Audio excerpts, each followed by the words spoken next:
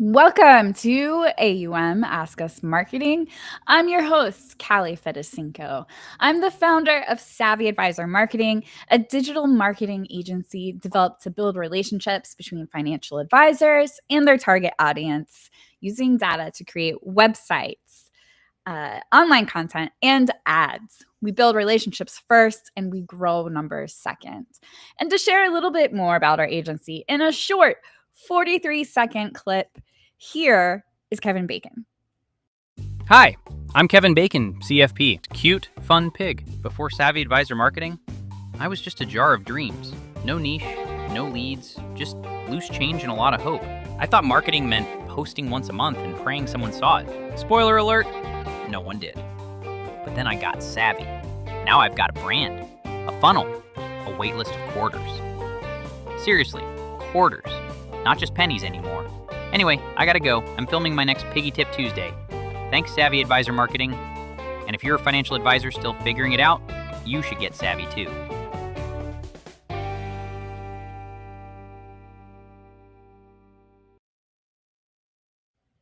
Isn't he adorable? If you want to see some more videos of Kevin Bacon, scan that QR code and it will take you to his playlist where he's got a bunch of shorts.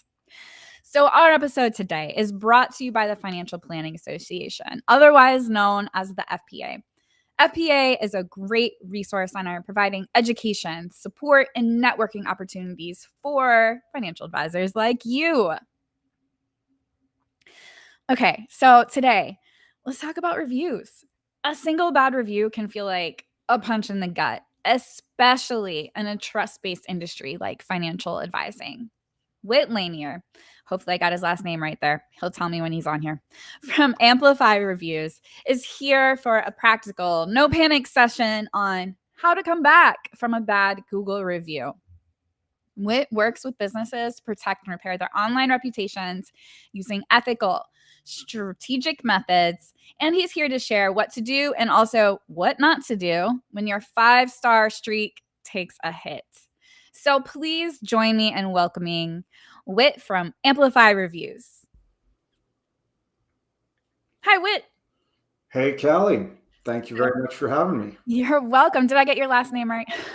It was perfectly fine. I say Lanier, but the way you said it is fine. And actually, my favorite is when sometimes I talk to folks from Canada, and if they're near a French part of Canada, they say Lanier, and that's fine with me too.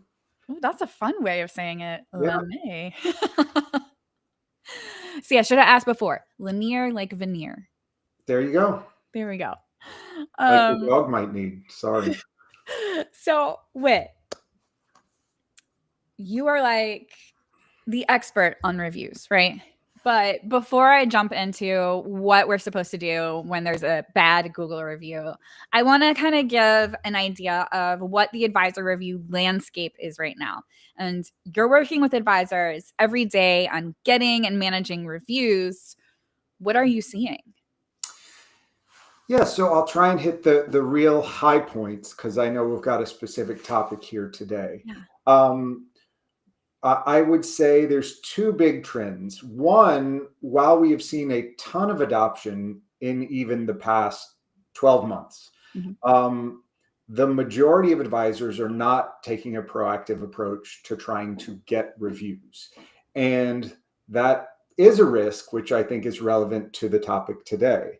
And then maybe you already know, obviously everyone has to defer to their compliance department or their compliance officer. And there's mixed opinions on Google and on exactly how involved advisors can get in requesting Google reviews. Now, and so, look, I'm always going to defer to a compliance department. I'm happy to give a unprofessional, well, it's my professional opinion, but it's not a legal opinion in terms of what goes on. So you see a lot of advisors doing nothing with reviews, and then you see some advisors who are trying to embrace them, but still a little bit cautious about Google. And so to me, like, I'm trying to imagine who your viewers are, who tuned in because of this topic. Yeah. Now, what I will say I've seen is, I think there's a good chance that most of the people watching this don't currently have a bad review. They're more worried about what could happen if they did. And so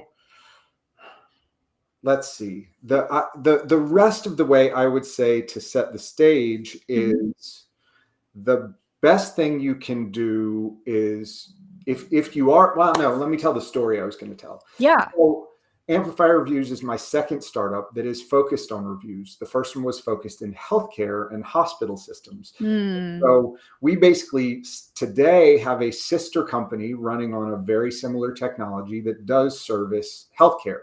Yeah. But it's a completely separate company.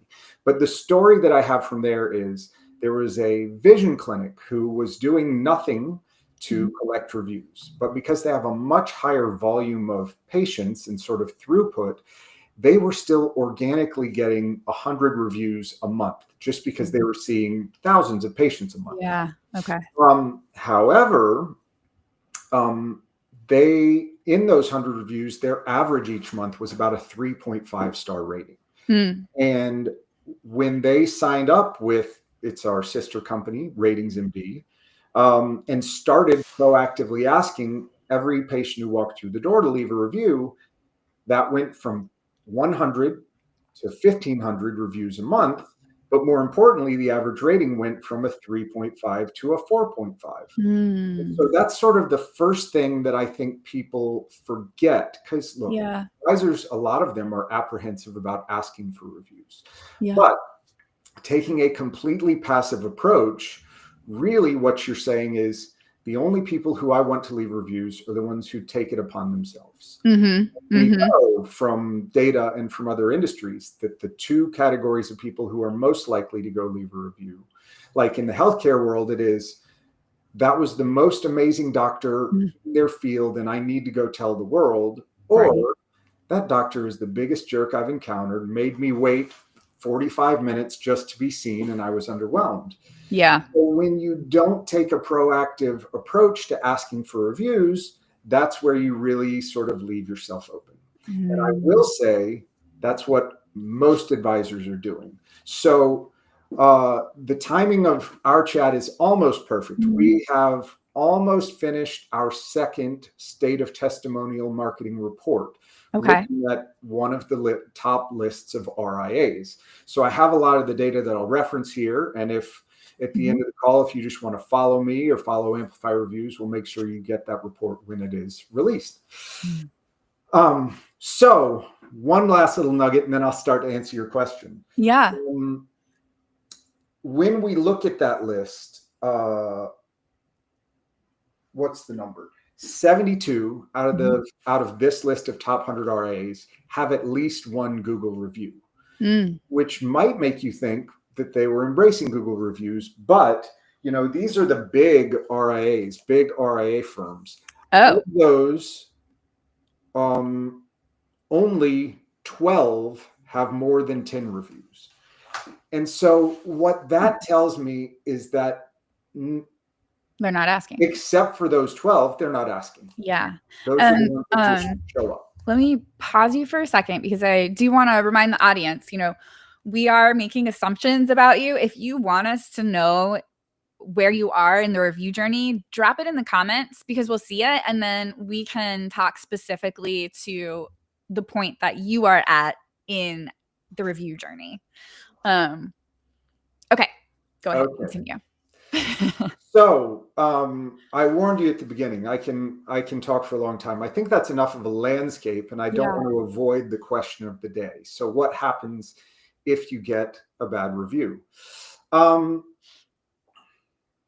guess the first thing to realize is, which of these two buckets are you in? Are you somebody who has already been proactive about collecting reviews, whether they're Google reviews or reviews? The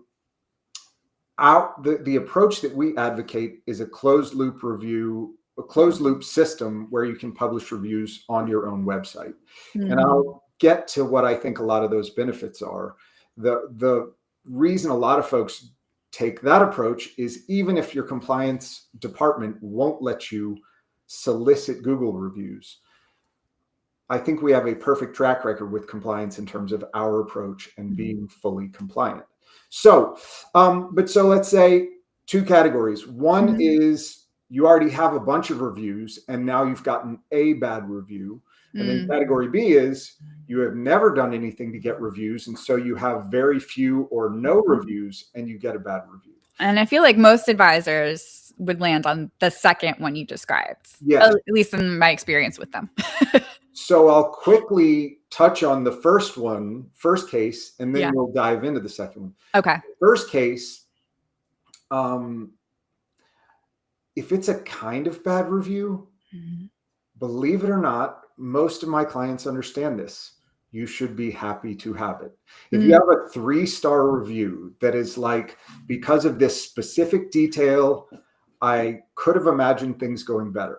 If that's your 1 3-star review in the context of 55-star reviews, the right way to look at that is that now a website visitor has a reason to believe the other 49 reviews. I was just going to say, is I remember the stat came out from Amazon, and they're like, the products that have 4 stars sell better than the 5 stars because people don't believe the 5-star rating. Yeah. Well, for better or worse, a lot of advisors, a lot of our clients have a straight 5-star average rating. And if we have time and we want to, we can talk about why that likely is the case. But consumers, you sort of touched on this by referencing Amazon. Consumers are very savvy. They use reviews in every other facet of their life. They don't expect a 5-star average rating. They may be suspicious of it.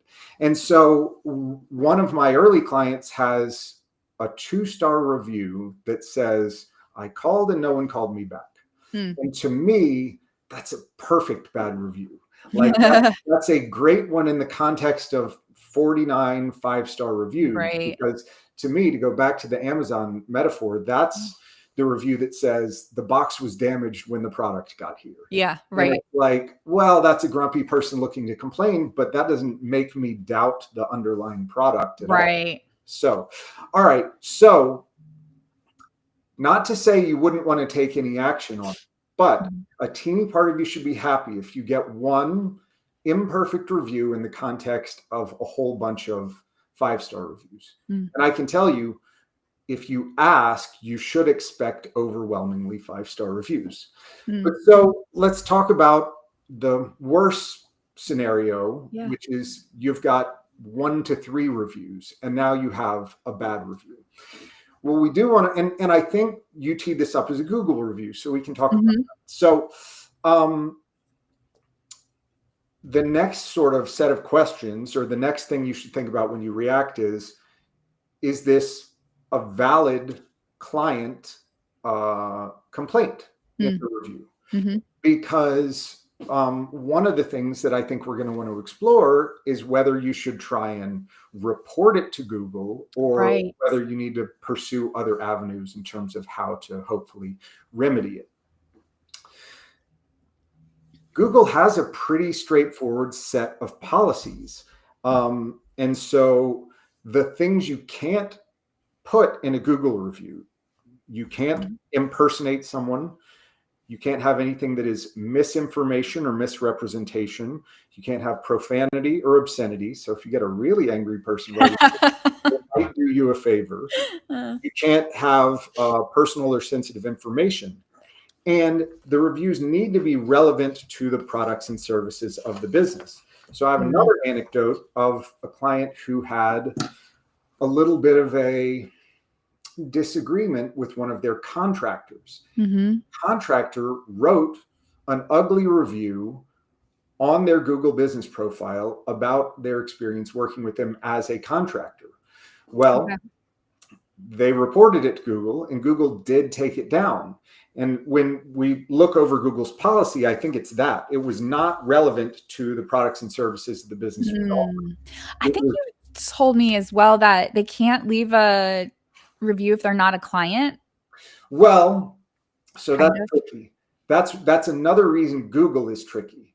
So you're correct. What we were talking about when that came up is the SEC makes a distinction. They sort of did advisors a favor. They make a distinction between testimonials, which come from current clients, and endorsements, which really come from anyone other than current clients. Okay.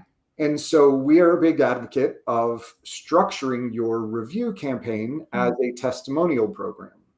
So when you use a closed loop system and you tell the world these are testimonials from current clients, that's another teeny bit of an insurance policy. Yeah. If somebody who's a non-client or even a former client writes something, you can't cherry pick only your favorite reviews, but you shouldn't show something that's not a testimonial. Right. So, Okay.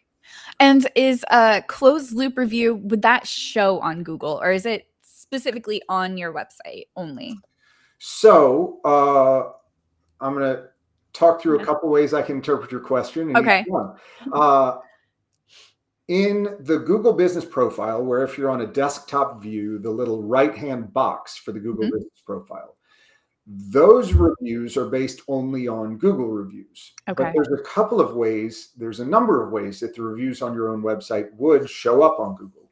So one is down below. There's often something that says reviews from around the web. And you could expect to see the ones from your website showing up down there.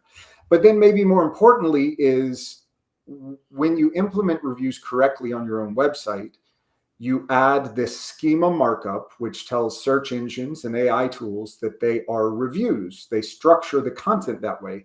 And so if you go Google there you go. Right here. And let's see, if you scroll down, do you have anything reviews around the web? No, but down there where it says reviews, 9 Google reviews, that's where it could show you other review sites that it would summarize. Gotcha. And then if you want to gamble on this, we can find out live. You can, instead of just Savvy Advisor Marketing, you can say, what do clients say about Savvy Advisor Marketing? And what you may get is an AI summary, which will look at, in your case, the Google reviews and summarize what people have to say about it. It's good. It's good, everybody. Well, I saw you had a great Google rating, so I was sure it was going to be good. This also shows up from the reviews that you implement on your own website. So, and that's increasingly important now. Those AI summaries, it's going to look for reviews wherever it can find them. And if your website has the biggest number of reviews, that's what's going to be fed into the Google AI summary or ChatGPT or whatever else you use. Okay. So to bring it back to your question, yeah, on your own website, one of the big benefits is you can control making sure that the testimonials are only from current clients. You can't necessarily do that on Google. That is both why some compliance departments take issue with it and why some people perceive it as a little more risky. Okay. So, should you report the bad review to Google? Yeah. If it very clearly violates Google's policy, then yes, you should flag it and report it. Now, it is never a 100% chance that they'll take it down, and if you either currently have a bunch of Google reviews or hope to have a bunch of Google reviews, then you want to use those flags sparingly, because if you use one that is not a violation in any way, then you know it's going to hurt your chances in the future. And I think Google does some reviewing like on its own. We've had a client, someone left a poor review, and to my knowledge, nobody had flagged it, and we got this email that was like, Google took it down. Right. Well, and I have not read anything about Google explicitly discussing using AI in the content review, but I'd be surprised if they aren't doing that now as well. Yeah. So they've got very clear policies. And I would say if it definitely violates policy or sort of violates policy, then you should ask them to take it down and explain why. And don't just say it's bad, but reference their policy and say, here is the part of your policy that I think this review runs afoul of. Gotcha. Let's say that doesn't work. And let me make sure I'm staying on track for what we wanted to talk about today. The next question, well, almost regardless of what else happens to that specific review, if if the promise of tons of good reviews isn't motivating enough to people to get started before something bad happens, then the presence of a bad review is another great motivator to go ask the rest of your clients to write reviews. Whether you can write, whether you're going to steer them towards Google to write them or write them in a closed loop system, or honestly, there are some other options out there for advisors. The best, like the simplest tactic to deal with a bad review is to drown it in good reviews. And if your bad review is one of 3 reviews in the world online, that's going to feel bad because it is bad. Right. But even then, consumers are unsatisfied with that. Like, it will be a deterrent, but they know that's not a big enough sample size to be representative of the client experience. Right. So if you've got 3 reviews, one of them's bad, and then you dump 50 or 100 positive reviews, either on the same site, Google, or where people will find them online, again, consumers are not going to want to make a decision based on any 3 reviews. They're going to want to try to find what they can find. Should we be responding to these reviews? Like, maybe we have a few bad reviews. Yeah. Should we respond to them? So, excellent question. I'll dive back into the data, and this is in the report that's coming out now. This was a really interesting finding to me as well. So I had already said, I think, out of 100 firms, 72 of them have some Google reviews. And of those, 13 firms are either responding to all of those reviews or to some of those reviews. Now, I share that because it is fascinating to me relative to other industries. And there are, I don't want to nerd out too hard on the compliance here, but there are implications to responding to reviews. If you wanted to take a very conservative interpretation of the regulations, and sorry, I should quickly say, my lens is normally the SEC marketing rule, which I think is the one that opened the door for all these things. Right. State regulated advisors, where the states allow testimonials, they tend to very closely mirror the SEC marketing rule. There are still some states, just under half, that at the moment don't provide clear guidance. So when I talk about regulations, I'm talking about the SEC marketing rule. The most conservative interpretation could be, if I interact with a Google review, I could be seen as becoming entangled with it and or adopting it. And that then puts some compliance burden on me. I don't know if I buy that. Some compliance departments do. So that is, I think, the reason why some folks might not reply. But if we take a step back and think about every other industry where we are consumers and where we interact with and rely on reviews, reviews become the public-facing customer service of a company. And that's why, so a job ago, I was focused, one of my responsibilities was reviews for apartment communities, so apartment buildings. And very clearly, the standard in that industry is, yes, you respond to every single review, because prospects, you extrapolate from that, what would my experience be like working with this management company living in this apartment community? Right. And if they're not going to respond to either a positive or a negative review that's out there in the public that everyone can see, why would they ever respond to my private concern that I'm calling saying, hey, my toilet's been running for however? What if it's an old review? Like let's say I've got a review from 2020. Should I, and now I've started this campaign to get more reviews in and I'm responding to them. Should I respond to the old one? I don't see the downside. Okay. Like, you may or may not. So again, on Google, right, in order to leave a Google review, you have to have a Google account. And that means, we would assume that it's sort of an active Google user. That means that person would get notified of your reply whenever it is. Okay. And so one of the next things that is an option, let me see if I'm getting ahead of us. Well, we need to talk about it.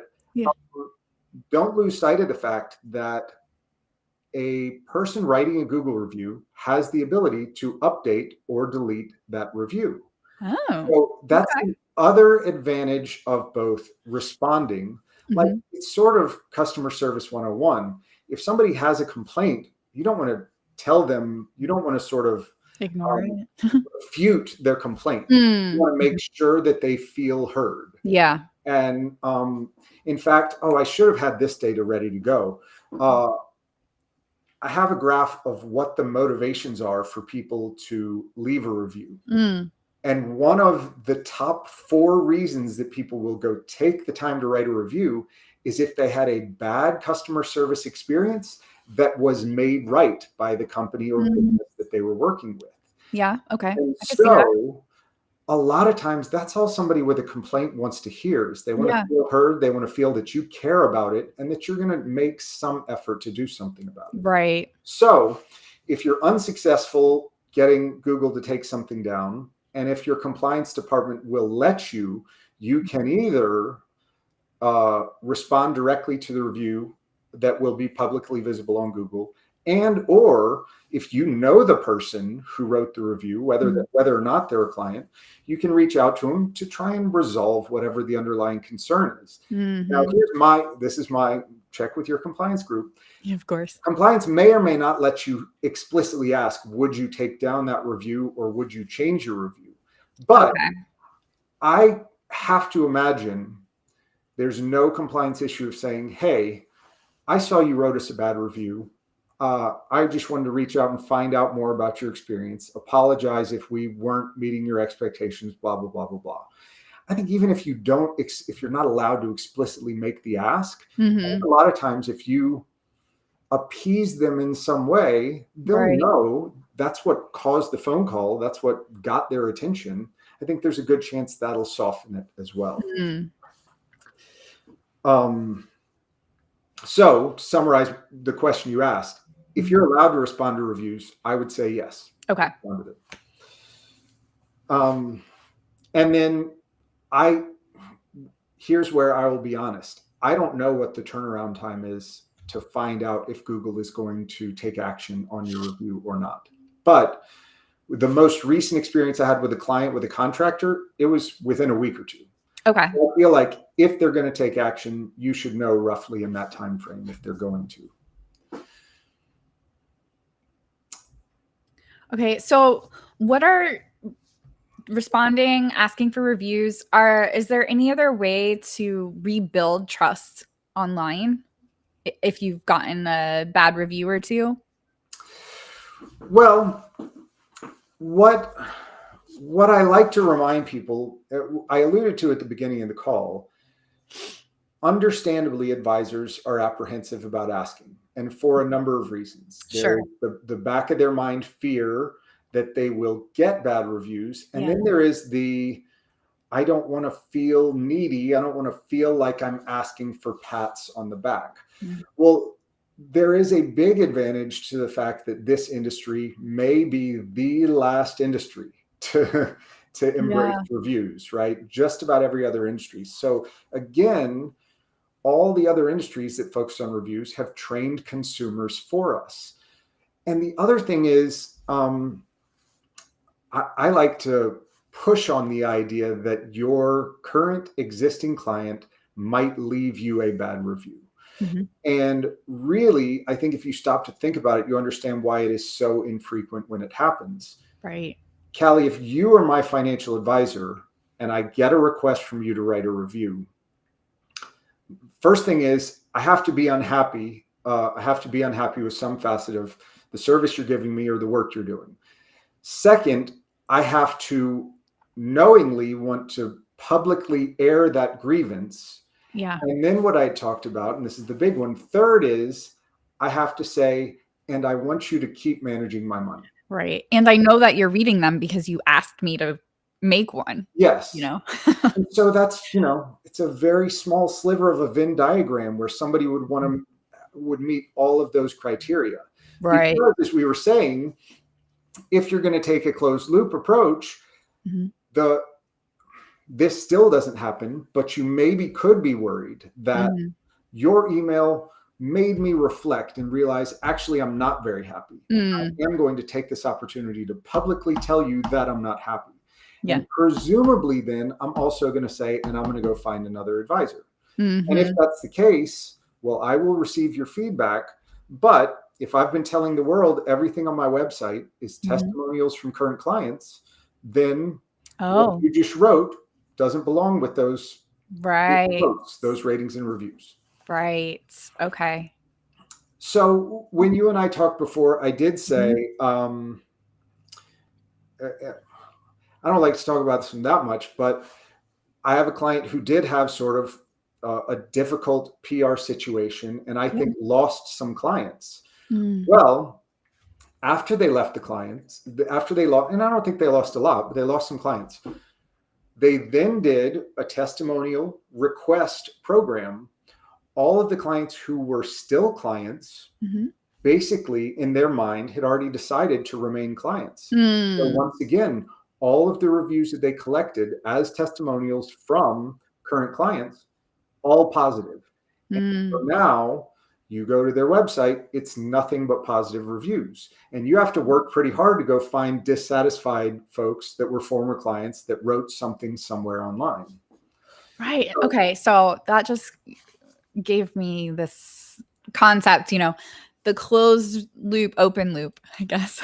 sure. So you would definitely want to say then on your website, these testimonials are from our current clients only, because you would want to make it appear like, oh, all my Google, not that this would happen, but it could, right? All my Google reviews are bad, but the reviews on my website are good. A prospect might be like, oh, well, that's doesn't make sense. Now I think you're making up these testimonials. So you would definitely want to say, if you're, well, I guess you wouldn't want to say if you're seeing other reviews. You'd want to make it clear it's your current clients. So you bring up a great point, which is understandably, some people are like, if I only put these on my website, will they have credibility? Right. And there's a couple of things that I like to remind people of. Mhm. Well, and actually before that, I think all of our clients follow what we think is a best practice, which is they publish essentially a full page explaining the review policy. Mm. Where do we get reviews from? Mhm. Uh, why are we doing it? And what we intend to publish everything we receive, but Yeah. we can't publish these things. And some of these things are just like Google's policy. It is no profanity. It's no personally identifiable information. Mm. The SEC has 7 categories that testimonials fall under advertising if you're Mhm. using them on your website. And there's some things you just can't say in any kind of advertising, like a performance claim. Right. So you could have a real cheerleader of a client that says, I've gotten a 30% return this year, and I'm sure Kalli's going to do the same for you. Right. Now I can't use Unfortunately, it. can't publish that just because they're not in a position to do that.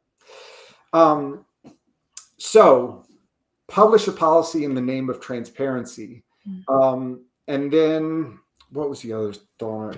It's the first time I lost that train of thought when you brought up a bunch of things. So we have, explaining that why, so the idea of putting reviews on your own website. There are plenty of other examples when you think about it that consumers are used to. So if Mm. you go to a specific retailer, Mhm. a lot of times, like Nordstrom, if you want to go look at products that are Nordstrom products that are only sold on Nordstrom, Mhm. the only place you can find reviews about them are on their own website. Mm. And Okay. consumers are familiar with that and sort of have a sense of trust. And so when you pair Mm. the idea that our policy page explains that because we're regulated, Mhm. there's some constraints Right. around how we can do this, with the idea that it's not the first time they've ever seen this. You look at healthcare, Mhm. that we helped create a business where if you go to Find a Doc on a hospital's website, you have ratings and reviews on each doctor's bio Mhm. page. And that's Mhm. from data that they're collecting directly from the patients. Mm. Yeah. And can you collect video testimonials through the closed loop? We don't, but there are lots of folks in the industry who do. Okay. And look, I'm a big advocate for videos as well.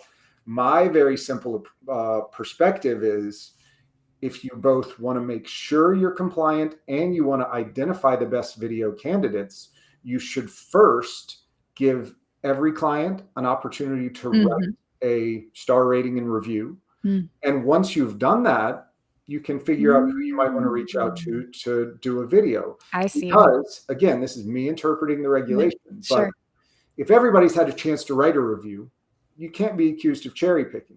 Right. And then, of course, if you're going to go try and see who's got a willingness to leave a video, you already know the level of enthusiasm for each of your clients. And collectively, right, the game is all about social proof. And I think, look, more reviews in more places helps. And if you can add in a video and make it that much more personal, then you're going to be that much more influential in the idea of the message you want prospects to get is, if I'm the prospect, I want to leave feeling, oh, somebody like me trusts you. And I relate to this, what this person says. So that makes me think this advisor is a good advisor for me. Okay. So to recap, you're most vulnerable if you don't have any reviews. And it's not likely that your current client is going to go nuclear on you. Two very good takeaways. Yeah. That I agree with. Yes. Any other, like, anything else someone should walk away after hearing this and remember?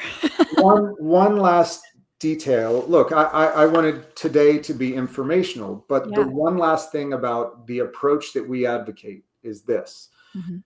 If you want to use a closed loop system for collecting testimonials, you can ask either all of your clients or sort of a random sample of your clients if they'll write you a review. And you can see what they write. You can't only pick your 2 or 3 favorites, but you're not obligated to publish what you get. So theoretically, this is getting to your question about fear and hesitation. Right. If you go ask for Google reviews, whatever gets written is up there forever. Well, unless it violates your policy. If you take a closed loop approach, what you're doing is first doing a client feedback exercise, but saying during the collection, we may publish these as testimonials on our website. You aren't obligated, right? There's nothing in the regulation that says if you collect feedback, you must publish all the feedback. Yeah. You can't cherry pick, but you can say, worst case is, oh, our clients aren't as happy as I thought they would be. And you put that on the back burner and address whatever the underlying concerns are. And maybe in 6 or 12 months, you go try a testimonial, a reviews program again. Yeah. But right. That's what I think a lot of people don't realize is that you can do this temperature check. Now, I know from having this front row seat, you're going to get great reviews. Right. Everybody does. Yeah. If you have clients that have chosen to stay with you, then they're going to have nice things to say. Right. Yeah. Okay. I love that. Thank you so much for your time, Whit. This was very enlightening. Thank you, Kalli. I hope I didn't talk too much, but as I warned you, I can talk about reviews for a long time. So and then for those joining either visually or audio, there is a QR code that you can scan to go to Amplify reviews. And then I pretty much just said the URL. If you're listening only, it's amplifyreviews.com. And you've been listening to Whit Lanier. You nailed it. And look, you correctly pointed out, I should have a better call to action. The things people can look forward to. We're about to release this report on the state of testimonial marketing. It's our 2nd annual report. So interesting data and the trends and whether or not that interests you. I also enjoy talking to any advisor who's pondering review. I don't feel like I've seen everything yet, and I like to hear people's perspectives. So regardless of how close you think you are to implementing a program, I'd like to chat. Yeah. So you can find Whit at the website or on LinkedIn. I don't know if I have let's see. Your LinkedIn is Whit Lanier. Okay. Pretty straightforward right there. And you spell Lanier Lanier. Awesome. Thank you so much, Whit.